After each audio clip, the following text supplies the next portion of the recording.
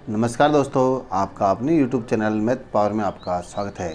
दोस्तों, आज के इस वीडियो में हम कक्षा 6 की गणित प्रकाश पुस्तक के अध्याय 5 अभाज्य समय के बिंदु 5.3 खजानों को सुरक्षित रखने के लिए 6 अभाज्य संख्याएं को इस वीडियो में हल करेंगे। इस वीडियो के अंत में हम ये जो आपके 6 अभाज्य कला के जो व्रत है और इसमें इन धागों को कैसे बांधते हैं, इस आकृति को कैसे बनाते हैं, इसको बढ़िया तरीके से समझाएंगे। तो इस वीडियो को अंत तक ज़रूर देखें। इससे पहले के सभी वीडियो हमने YouTube पर अपलोड कर दिए हैं और आगे की वीडियो के लिए आप हमारे चैनल को सब्सक्राइब करें। तो चलिए दोस्तों, खजानों को सुरक्षित रखने के लिए 6 अभाज्य संख्याएँ यानी को प्राइम नंबर्स। 6 अभाज्य संख्या किसे कहते हैं? यानी कि जिन दो संख्याओं के अभाज्य गुणनखंड, उनका जो उभयनिष्ठ गुणनखंड है वो एक होता है, एक के सिवा कोई और अभाज्य गुणनखंड नहीं होता है, उभयनिष्ठ गुणनखंड नहीं होता है, वो 6 अभाज्य संख्या कहलाती है। तो देखिए, इसमें हम समझते हैं इसको कैसे, कौन से जोड़े सुरक्षित है। खजाना ढूंढने वाले खेल को पुनः देखते हैं, यानी हमने पिछली वीडियो में खजाना ढूंढने का जो खेल खेला था उसको हम पुनः देखते हैं। इस बार खजाने 2 संख्याओं पर रखे हैं। क्या है? जैसे यही संख्या रखा है, इस पर 2 संख्याएं रखी है, कोई भी, जैसे एक 5 ले लेते हैं, एक 11 ले लेते हैं, इस प्रकार। ठीक है, तो रखे हैं। जंपी को खजाना केवल तभी मिलेगा जब वह दोनों संख्याओं पर समान छलांग आकार के द्वारा पहुंचेगा। यहाँ एक नया नियम भी है, पहले ये नियम नहीं था, अब है कि एक को छलांग आकार लेने की अनुमति नहीं है, यानी एक एक छलांग से आपको नहीं पहुंचना है। अगर एक एक से पहुंचेंगे तो सभी पे पहुंच जाएंगे।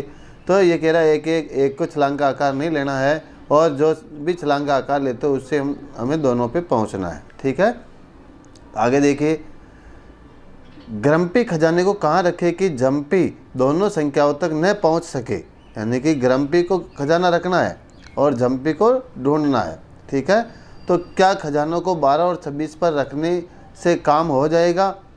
नहीं, छलांग का आकार 2 लेने पर जंपी 12 और 26 दोनों तक पहुंच सकता है। यानी कि अगर हम 12 और 26 के गुणनखंड करें, क्या करें, गुणनखंड, तो इसमें 2 एक छलांग आ रही है। देखिए, ये 12 और ये 26, इसको अगर हम करते हैं तो इनके गुणनखंड करते, देखिए, 1 का भाग जाता है, 2 का जाता है, 3 का जाता है, 4 का जाता है, ठीक है, 6 का जाता है, 12 का जाता है। 36 में देखिए, 1 का जाता है, 2 का जाता है, फिर 3 का जाता है, 4 का जाता है, 4 नाम 36, 6 का जाता है छतरंग 36, 9 का जाता है 9 चौका 36, 12 का जाता है 12 तिया 36, फिर 18 का जाता है 18 दूना 36 और 36 का जाता है। अब इनमें कॉमन कौन कौन सी आ रही है? तो एक तो 2 आ रही है, 1 आ रही है, एक तो सभी में आती है, इसको तो लेनी नहीं है ना, इसको तो लेनी नहीं है। 2 3 आ रही है, फिर 4 आ रही है, 6 आ रही है, 12 आ रही है, यानी कि यहाँ तो बहुत सारी छलांगे हैं जिससे हम दोनों संख्या पे पहुँच सकते हैं। ठीक है, फिर आगे देखिए क्या कह रहा है।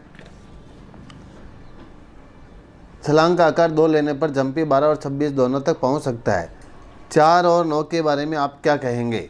एक छलांग आकार का प्रयोग किए बिना जंपी दोनों युग्मों तक नहीं पहुंच सकता, अतः ग्रम्पी जानता है कि युग्म 4 और 9 उसके लिए सुरक्षित है। यानी कि अगर ये 4 और 9, तो देखिए 4 के गुणनखंड बताता हूँ, ये 4 ये 9, 4 के 1 का भाग जाता है, 2 का जाता है, 4 का जाता है, 9 में 1 का जाता है, 3 का जाता है और 9 का जाता है। ठीक है, तो कोई भी कॉमन आ रही है कि 1 के अलावा 1 तो आएगी, तो 1 को तो लेनी नहीं है, तो फिर आ रही है कि नहीं आ रही है। तो यहाँ अगर वो 4 और 9 पे खजाना रखता है तो वो सुरक्षित है, यानी कि वहाँ जंपी नहीं पहुँच सकता है।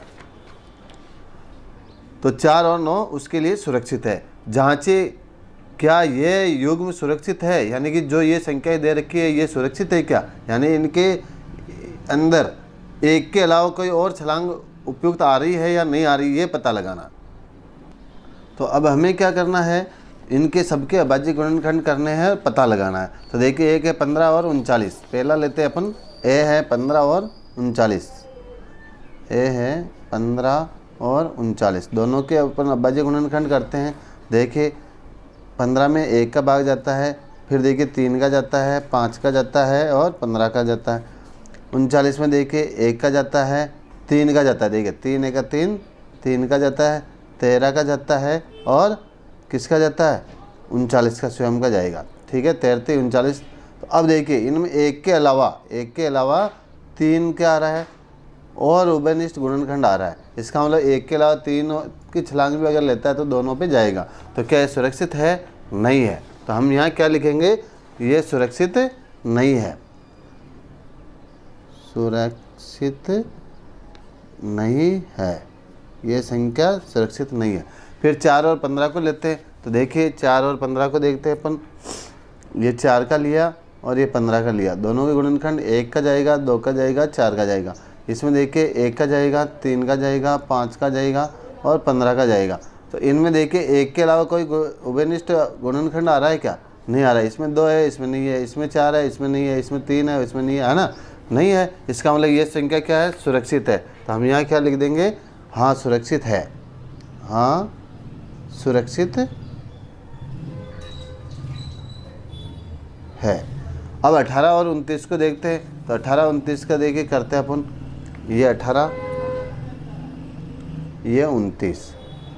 18 में 1 का जाता है, फिर 2 का जाता है, 2 नाम 18।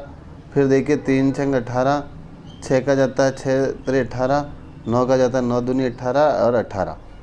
29 में देखिए 1 का जाता है, फिर डायरेक्ट 29 का जाता है, यानी और किसी का नहीं जाता है। तो ये भी क्या है, सुरक्षित है, क्योंकि 1 के अलावा कोई उभयनिष्ठ नहीं आ रही है। एक तो हमें छलांग का आकार लेना ही नहीं है।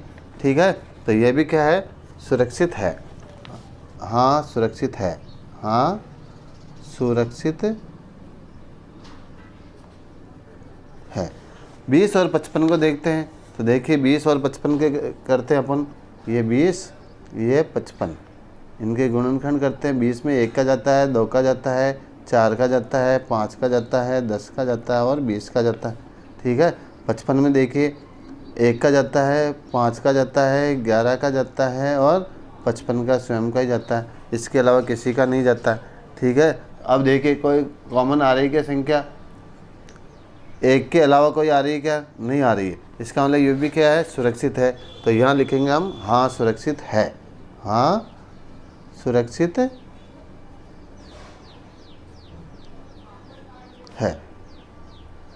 अब चलते हैं हम नेक्स्ट पेज पे 116 पे। अब देखिए सुरक्षित युग्मों के विषय में क्या विशेष है, उनमें 1 के अतिरिक्त कोई उभयनिष्ठ गुणनखंड नहीं है, यानी 1 के अलावा कोई भी उभयनिष्ठ गुणनखंड या कॉमन गुणनखंड नहीं है। 2 संख्याएं जिनमें 1 के अतिरिक्त कोई सारे गुणनखंड नहीं होता, सहअभाज्य संख्याएं कहलाती है। ठीक है, सहअभाज्य संख्या किसे कहेंगे, जिसमें 1 के अतिरिक्त कोई सारे गुणनखंड या उभयनिष्ठ गुणनखंड नहीं होता है, वो सहअभाज्य संख्याएं कहलाती है या को प्राइम नंबर कहते हैं। फिर है उदाहरण, चूँकि 15 और 39 में 3 एक सारे गुणनखंड है, अतः ये सहअभाज्य नहीं है, लेकिन 4 और 9 सहअभाज्य है। ठीक है, अब देखिए निम्नलिखित में से कौन सा संख्या युग्म सहअभाज्य है।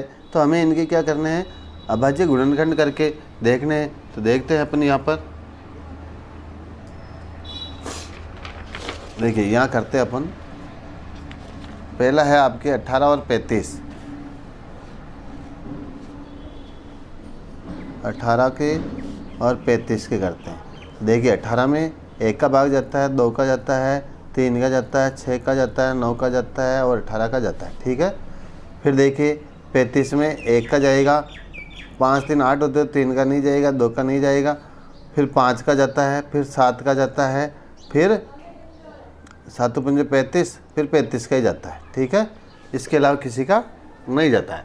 तो अब देखिए इसके अंदर कोई कॉमन आ रहा है क्या 1 के अलावा, तो ये क्या है, सहअभाज्य संख्या है कि नहीं है, है। तो आपको यहाँ लिखना है, हाँ, क्या लिखना है, इसका आंसर होगा हाँ, सहअभाज्य संख्या है। ठीक है, फिर देखिए 15 और 37 को देखते हैं। तो 15 और 37 में देखिए ये 15 और ये 37, इनके गुणनखंड करते हैं अपन।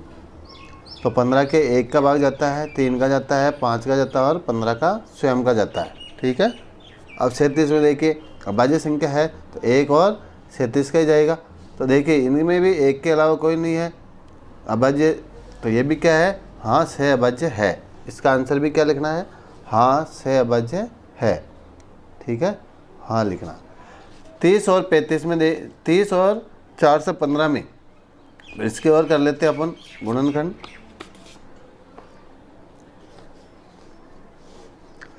अगर एक भी आ जाता है तो वो नहीं है ना, तो अपन पता कर लेते हैं। ये 30 के होते हैं 1 2 3 5 6 10 और 30, ठीक है।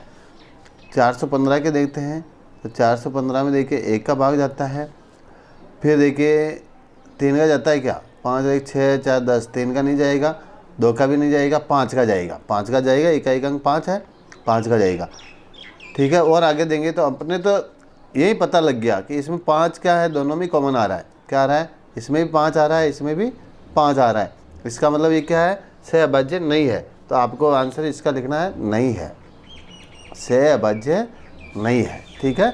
फिर देखिए 17 और 69 को देखते हैं, तो ये 17 और 69 देखते हैं अपन यहाँ। 17 और 69, ये देखिए 17 तो अभाज्य संख्या है, तो 1 और 17 ही रहेगा। 69 में देखिए 1 का जाएगा, फिर देखिए 3 का जाएगा, है ना। 13 17 51, तो 3 का जा रहा है 2 और 3 बार, तो 29 23 का जाएगा, ठीक है, और 69 का जाएगा। अब देखिए इसमें 1 के अलावा कोई उभयनिष्ठ है क्या, और गुणनखंड नहीं है, तो ये क्या है, हाँ ये से अभाज्य है। क्या है, इसका आंसर भी आपको लिखना है हाँ। 81 और 18 में देखिए, तो ये 81 और 18 को करते हैं अपन। ये 81 और ये 18। 81 के देखिए 1 का भाग जाता है, नंबर में 81 तो 3 का भी जाता है, 8 1 9 है ना, तो 3 का अभाज्य नियम कहता है, तो 3 का जाता है, फिर 9 का जाता है, ठीक है, फिर 27 का जाता है, फिर 81 का जाता है। 18 में देखिए 1 का जाता है, 2 का जाता है, 3 का जाता है, 6 का जाता है, 9 का जाता है, 18 का जाता है, ठीक है। तो अब इसमें देखिए एक तो पहले 3 और आ गया, 1 के अलावा 3 आ गया, फिर 9 और आ गया, इसका मतलब ये क्या है, नहीं है, तो इसका आंसर हो जाएगा ये से अभाज्य नहीं है, ठीक है। अब हम चलते हैं अगले प्रश्न की तरफ। ये क्या कह रहा है, भिन्न संख्या युग्म लेकर इडली वड़ा खेल खेलते हुए अंशु ने एक रोचक बात देखी, ठीक है।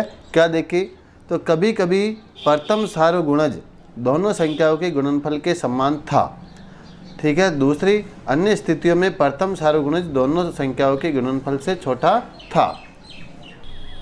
इन दोनों प्रश्नों को समझने के लिए मैं 2 संख्याएं लेता हूँ, एक ले रहा हूँ जैसे 3, एक ले रहा हूँ 5, ठीक है। इसके गुणनखंडों को लिखता हूँ या इसके गुणजों को लिखता हूँ, तो देखिए 3 एका 3, 3 दूनी 6, 3 तरीका 9, 3 चौक 12, 3 पंजो 15, 3 छंग 18, 3 सत्ता 21, ऐसे ही, ठीक है।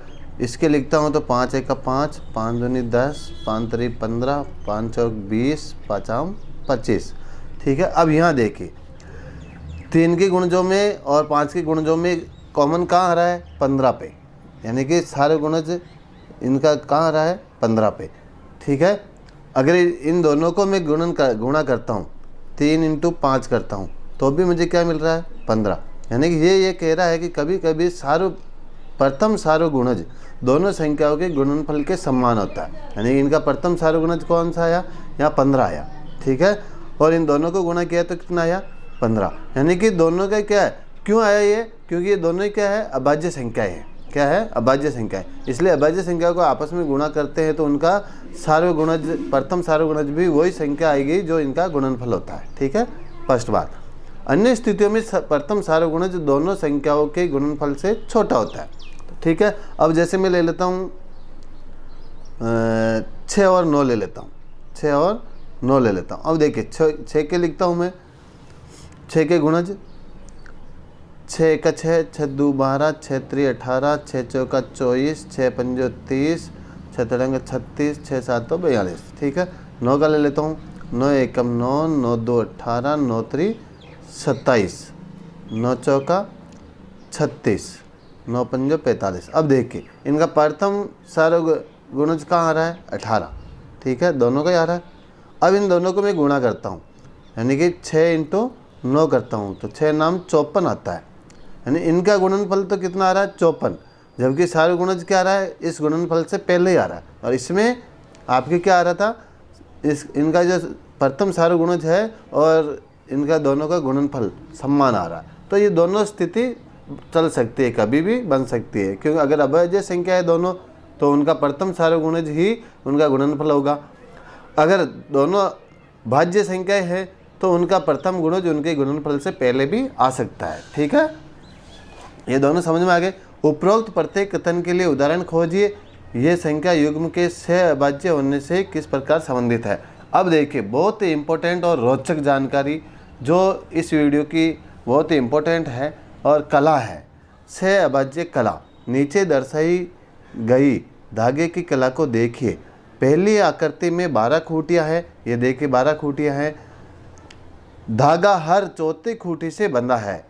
हम कह सकते हैं कि धागे का अंतर 4 है, यानी कि 12 से हमने धागा खींचा, चौथी खूंटी पे फिर उसको बांध दिया, फिर चौथी पे बांध दिया, फिर वापस, यानी कि जहाँ से हमने शुरू किया वहीं पे वो वापस आ गया। यानी जो अंतर है 4 का, उससे हम अगर चलते हैं तो उसी खूंटी पे वापस आ जाता है। ठीक है, अब देखिए दूसरी जो खूंटी है इसके अंदर ये चित्र क्या है, बहुत सारे बने हुए, तो आपको एकदम समझ में नहीं आएगा, मैं अभी आपको अलग से बना के बताऊँगा। तो इसमें क्या है 13 खूंटियाँ हैं। कितनी है, देखिए 13 खूंटियाँ हैं और धागे का अंतर 3 है, यानी कि अगर आप 13 से शुरू करोगे 3 पे जाएगा, 3 से शुरू करोगे 6 पे जाएगा, 3 का अंतर, हर तीसरी खूंटी पे धागे को बांधना है। अन्य आकृतियों के विषय में आप क्या सोचते हैं इन आकृतियों पर। इन आकृतियों को देखिए, अपनी जानकारी को कक्षा में साझा कीजिए और चर्चा कीजिए। तो अब देखिए आगे ये क्या समझाना चाह रहा है। कुछ आकृतियों में धागा प्रत्येक खूंटी से बंधा है एवं कुछ में नहीं बंधा है। क्या ये दो संख्याओं यानी खूंटियों की संख्या और धागे के अंतर के सह अभाज्य होने से संबंधित है। अगर वो सह अभाज्य है तो प्रत्येक खूंटी से बनेगा, नहीं है तो इससे बनेगा। तो देखिए पहले इसे समझ लेते हैं इस आकृति को, और इनका जो अंतर सह अभाज्य है कि नहीं है इसको यहाँ लिख देता हूँ मैं। इसमें देखिए खूंटियाँ कितनी है, 12 तो खूंटियाँ है, अंतर कितने का है, 4 का अंतर है। इसमें खूंटियाँ कितनी है, 13 खूंटियाँ है, अंतर कितने का है, 3 का है। इसमें खूंटियाँ कितनी है, देखिए 16 खूंटियाँ हैं, अंतर कितने का है, तो देखिए यहाँ से हम गिनते हैं 1 2 3 4 5 6, यानी यहाँ से सीधा धागा यहाँ जा रहा है तो 6 का अंतर है। कितने का अंतर है, 6 का। इसमें देखते हैं जो बड़ी संख्या है इस पूरे व्रत की वो इसकी खूंटियों की संख्या है, तो 24 खूंटियाँ हैं। अंतर देखते हैं तो यहाँ से हम गिनते हैं 6 पे आ रहा है, तो यहाँ भी 6 का अंतर है। कितने का अंतर है, 1 2 3 4 5 6, यानी यहाँ से 1 2 3 4 5 6 का अंतर है। 6 से फिर 12, 12 से 18, 24। ठीक है, अब इस चीज़ को समझना कि इसमें ये त्रिभुज ही क्यों बना और इसमें ऐसी आकृति क्यों बन रही है। तो देखिए इसके लिए हम इसको समझने के लिए हम प्रैक्टिकली करके इसे देखते हैं। देखिए ये जो मैंने इसकी आकृति बनाई है 12 खूंटियों वाली दोनों की, ठीक है, एक तो इसकी एक इसकी, दोनों को बता रहा हूँ। इसमें क्या होता है, देखिए 12 से शुरू किया हमने, क्या शुरू किया, 12 से शुरू किया और धागे को कहाँ बांध दिया, 4 पर। अब जो अंतर है, अब ये जो अंतर है 12 से हम शुरू कर रहे हैं, 4 पे जा रहा है, फिर 4 से शुरू करेंगे तो यहाँ 8 पे जाएगा। अब आगे इसको 8 से हम चौथी खूंटी का 4 खूंटियों का अंतर है मिलाएंगे तो वापस 12 पे, यानी यहाँ जहाँ से शुरू हुई है वहीं जा रही है। यानी आप किसी भी अंक से शुरू करोगे तो वो वहीं पे वापस चली जाएगी। 1 से शुरू करोगे, जैसे आपने 1 से किया 5 पे ले गए, 1 से कहाँ जाएगी, 5 पे जाएगी, 5 से फिर कहाँ जाएगी, 9 पे जाएगी, 9 से फिर कहाँ जाएगी, वापस 1 पे जाएगी। यानी बनाने का मतलब, कहने का मतलब ये है कि जहाँ से आप शुरू करोगे वहीं है वापस मिल जाएगी, अंक छूटेगा नहीं। अब देखिए दूसरी वाली आकृति में जो आपके इसमें है यहाँ, ये वाली, इसको समझना, ये प्रत्येक खूंटी पे क्यों जा रही है। यानी 1 से शुरू किया, अंतर कितना आ रही है, 13 तो खूंटी अपने पास, अंतर कितने का है, 3 का। यानी 1 से शुरू 13 से शुरू करेंगे, ये कहाँ जाएगी, 3 पे, कहाँ जाएगी, 3 पे। अब 3 से फिर 3 का अंतर गिनेंगे, कहाँ जाएगी, 6 पे, कहाँ जाएगी ये, 6 पे। 6 से शुरू करेंगे तो वापस कहाँ जाएगी, 3 पे, सॉरी 9 पे। 9 से फिर शुरू करेंगे तो कहाँ जा रही है ये, 12 पे। अब देखिए अंतर देखिए आप यहीं से, क्या ये 13 पे पहुंची? नहीं पहुंची। अगर हम वापस 12 से शुरू करेंगे तो ये कहाँ जाएगी? 2 पे। अब हम 12 से शुरू करेंगे, 3 का अंतर लेते हुए, तो कहाँ जाएगी ये धागा? कहाँ जाएगा? 2 पे, 2 नंबर की खूंटी पे जाएगा। फिर 2 से कहाँ जाएगा? तो 2 से 1 2 3 5 पे जाएगा। कहाँ जाएगा? 2 से जाएगा ये 5 पे। 5 से फिर खींचेंगे तो कहाँ जाएगा? ये 8 पे। कहाँ जाएगा? 8 पे। 8 से हम खींचेंगे तो 11 पे, यानी कि पहले 12 से शुरू हुई थी, 12 पे नहीं गई। इस प्रकार ये वापस चलाएंगे तो ये कहाँ जाएगी? 1 पे। ये लीजिए, 1 से वापस कहाँ जाएगी? 4 पे, यानी कि 3 3 के अंतर से चल रहे हैं ना अपन, 4 पे। 4 से कहाँ जाएगी ये? 4 3 7 होते हैं, तो ये 7 पे। 7 से फिर ये जाएगी 7 3 10 पे, यानी कि फिर हमने 11 से शुरू की, नहीं गई। तो इस प्रकार ये प्रत्येक खूंटी पे ये आकृति बनती जाएगी। अब 10 से 13 पे चली जाएगी। कहाँ जाएगी? 13 पे जाएगी। 13 से ये वापस 3 पे आ गई, है ना, यानी कि प्रत्येक खूंटी पे ये गई। अब देखिए इसमें भी आप देखिए, ये जो आकृति है इसमें 16 तो खूंटियाँ है, 6 इसमें क्या है? कुड़िया। अब देखिए ये जो अगली आकृति है इसमें 16 खूंटियाँ है और 6 का अंतर है, यानी 16 से 6 यहाँ गई, 6 से फिर 12 पे गई, 12 से 2 पे गई, यानी कि उसी पे नहीं गई है, ठीक है ना। फिर अगले पे गई, फिर और अगले पे, यानी संख्या छूटती जा रही है, ठीक है। तो ये क्या है? सहअभाज्य संख्या नहीं है। ये सहअभाज्य संख्या होती है तो इसमें प्रत्येक खूंटी पे जाती है, यानी कि संख्या छूटती नहीं है, प्रत्येक खूंटी पे जाती है। यहाँ अपन जो अंतर छोड़ रहे हैं वो संख्या छूटती जा रही है। इसमें भी देखिए ये भी सहअभाज्य है, नहीं है, क्योंकि दोनों का कॉमन 1 के अलावा 2 और 3 भी आ रहा है, ठीक है। तो ये क्या है? आपके सहअभाज्य नहीं है, इसलिए 24 से 6 का अंतर है, 6 से 12 पे, 12 से यहाँ से यानी वापस 24 से आ गया है। अब आप आ जाइए पेज नंबर 117 पे। निम्नलिखित के लिए ऐसी ही आकृतियाँ बनाइए। जैसी हमने ये पीछे 4 बनाई हुई थी वैसी 4 यहाँ बनानी है। तो देखिए 15 खूंटी और धागे का अंतर है 10। क्या है? 15 खूंटी और धागे का अंतर क्या है? 10। तो ये इस प्रकार के व्रत है, मैंने पहले ही बना रखे हैं, खींच रखे हैं। अब देखिए यहाँ 15 खूंटी है तो मैं यहाँ से खींचता हूँ, धागे का अंतर क्या है? 10 है। तो देखिए 15 से यहाँ से शुरू करता हूँ मैं, तो 1 2 3 4 5 6 7 8 9 10। धागे का अंतर कितना है? 10 का। यहाँ ऊपर आपको दे रखा है, ये देखिए 15 खूंटी और धागे का अंतर 10। तो अब ये इसको हम डायरेक्ट यहाँ से इधर यहाँ खींच देंगे। कहाँ खींच देंगे?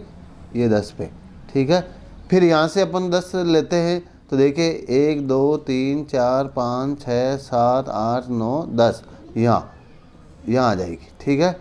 फिर यहाँ से 10 लेते हैं तो 1 2 3 4 5 6 7 8 9 10, यहाँ आ जाएगी। ये आकृति आपके बन जाएगी, ठीक है, इस प्रकार की। फिर अगली में देखिए, अगली क्या कह रही है? 10 खूंटी धागे का अंतर 7। 10 खूंटी और धागे का अंतर 7। तो ये 10 खूंटी है और धागे का अंतर 7। तो हम 10 से शुरू करते हैं और धागे का अंतर 7 है, तो यहाँ आ जाएगी वापस। कहाँ आ जाएगी ये? यहाँ से 1 2 3 4 5 6 7, तो इसको हम यहाँ मिला देते हैं, ठीक है।